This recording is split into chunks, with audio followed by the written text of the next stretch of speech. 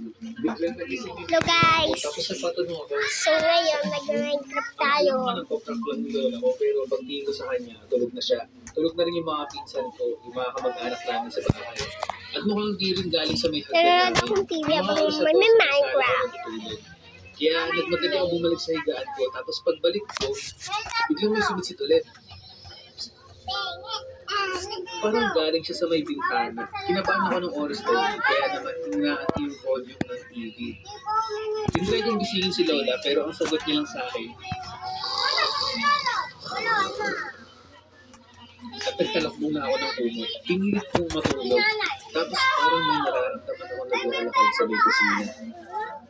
Kwento pa naman ng isa kong tito sa may kusina ba. Laging may nagpaparamdam doon. At bago na to, hindi na to bata. Matanda daw. Kwento niya sa amin, isang beses daw, nagluto siya, parang may kumakalabog daw sa CR namin, tapos hinahayaan lang daw niya. At tuwing nakabukas lang yung kalan, lagi daw pinaglalaroan ng multo, pinapatay bukas daw yung apoy. Meron kaming kilala noon na nakikipag-usap daw sa mga espiritu, sabi nila. At ako, hindi naman ako masyadong naniniwala sa mga ganyan. Pero natatakot pa din ako, syempre.